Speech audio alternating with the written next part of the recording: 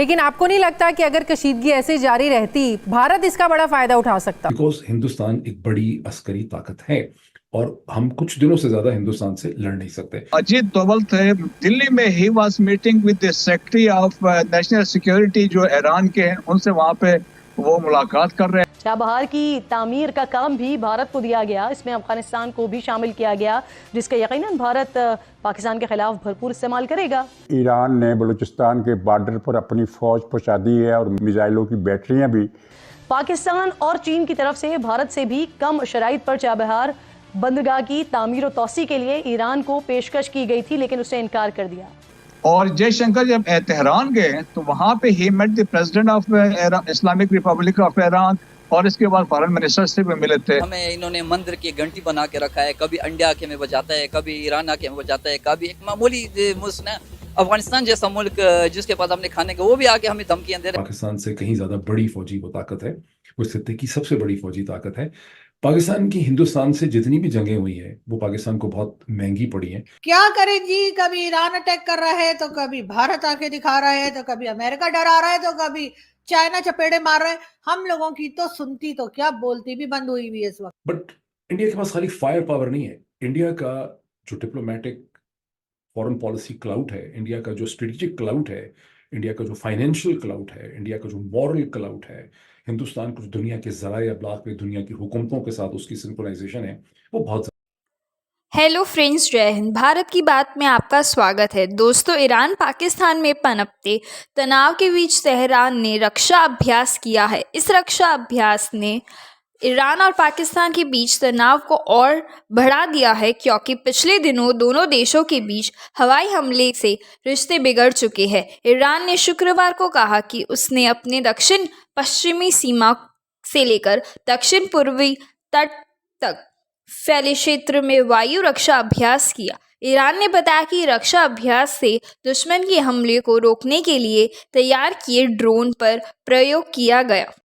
Iran की सेना के प्रवक्ता ने कहा कि ईरानी बलों ने सफलतापूर्वक एक नई वायु रक्षा पद्धति शुरू की है, दुश्मनों के हमलों को रोकने और निशाना बनाने के लिए ड्रोन पर उपयोग करती है। इसमें पाकिस्तान स्थित आतंकवादी समूह जैश-ई-अदल के काफ़ी लोग मारे गए हैं। पाकिस्तान 2019 में जब इमरान खान की हुकूमत थी और जब हिंदुस्तान ने पुलवामा के बाद बालाकोट के ऊपर स्ट्राइक की, मदरसे के ऊपर, जहां हम ये कहते हैं कि कोई लॉस ऑफ लाइफ नहीं हुआ था, ये और बात है, जो मैंने कभी कहा नहीं पहले, कि हमने रिपोर्टर्स को हम लेकर नहीं गए थे। उस वक्त DGISPR जनरल गफूर थे और जनरल गफूर ने पहले कहा था मैं रिपोर्टर्स को लेके जाऊंगा, लेकिन वो 3, 4, 5, 6, 7 दिन तक, मेरा ख्याल है कितने दिन गुजर गए थे, रिपोर्टर्स को वहां नहीं ले जा सके थे। इंडियन मीडिया ने उसका एनालिसिस यही किया था कि वहां पर भी ठीक ठाक लॉस ऑफ लाइफ वगैरह हुआ होगा, जिसको कि पाकिस्तानी साइड छुपाती।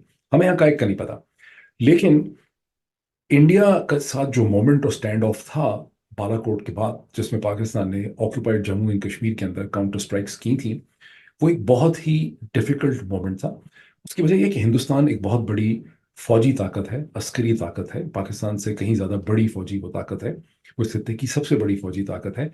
पाकिस्तान की हिंदुस्तान से जितनी भी जंगें हुई हैं वो पाकिस्तान को बहुत महंगी पड़ी हैं और मिलिटरीली हम कभी भी हिंदुस्तान का मुकाबला नहीं कर सके। वो 1965 की जंग हो या 71 की जंग हो या कारगिल का कॉन्फ्लिक्ट हो या कोई और बैटल्स हो, बिकॉज हिंदुस्तान एक बड़ी अस्करी ताकत है और हम कुछ दिनों से ज़्यादा हिंदुस्तान से लड़ नहीं सकते।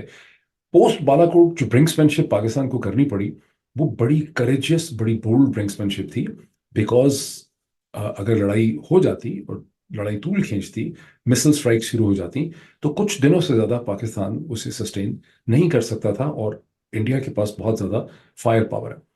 बट इंडिया के पास खाली फायर पावर नहीं है, इंडिया का जो डिप्लोमेटिक फॉरेन पॉलिसी क्लाउट है, इंडिया का जो स्ट्रेटेजिक क्लाउट है, इंडिया का जो फाइनेंशियल क्लाउट है, इंडिया का जो मॉरल क्लाउट है, हिंदुस्तान को दुनिया के ज़राए अब्लाग में दुनिया की हुकूमतों के साथ उसकी सिंक्रोनाइजेशन है, वो बहुत ज़्यादा है।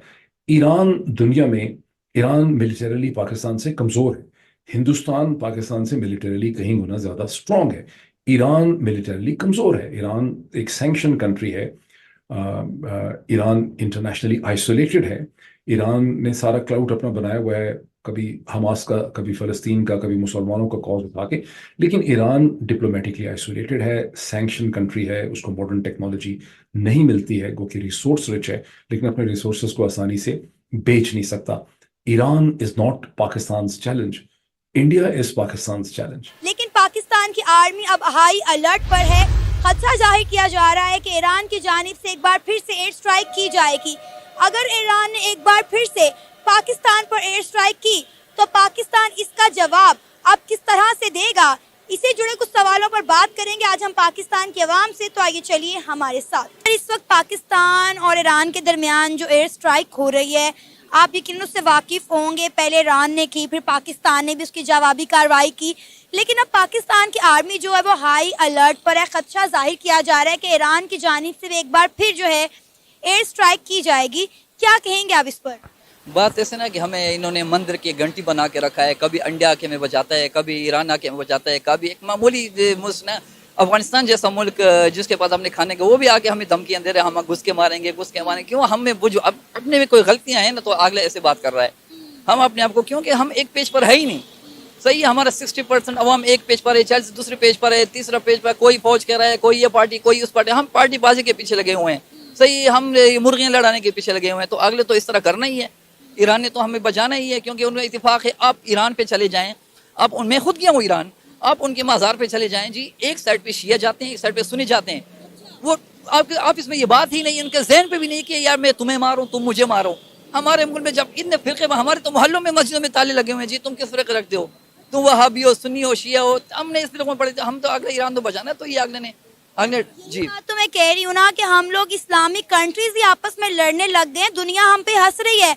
हम तो कहते हमने यहूदियों से लड़ना था और हम लोग आपस में ही लड़ी जा रहे हैं। पता है सोशल मीडिया पे ट्रेंड चल रहा है Islamic republic versus Islamic Republic.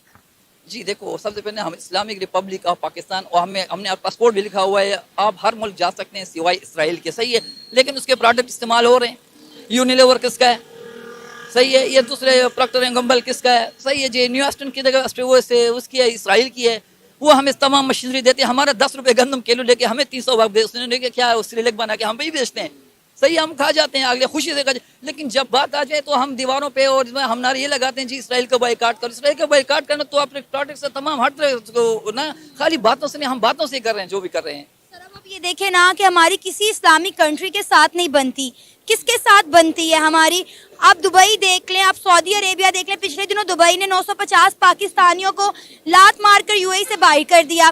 Saudi Arabia हमें वीज़ा नहीं दे रहा। वो कहते हैं जी हमारी जेलें पाकिस्तानियों से भरी पड़ी हैं। पाकिस्तान यहाँ पर हज और उम्रा करने आते हैं, बाद में यहाँ पे भीख मांगने लग जाते हैं। मतलब आप देखेंगे कोई एक इस्लामिक कंट्री इस वक्त हमारे साथ स्टैंड कर रही है। आपने बात की कि हमें कभी अफगानिस्तान कुछ कहता है, कभी ईरान कहता है। अब इस सारे मामले में अफगानिस्तान भी जो है वो उसकी हमायत कर रहा है ईरान की। उसने हमारे तमाम जो है इंपोर्ट एक्सपोर्ट के रास्ते बंद कर दिए, बॉर्डर्स बंद कर दिए ईरान ने अपने।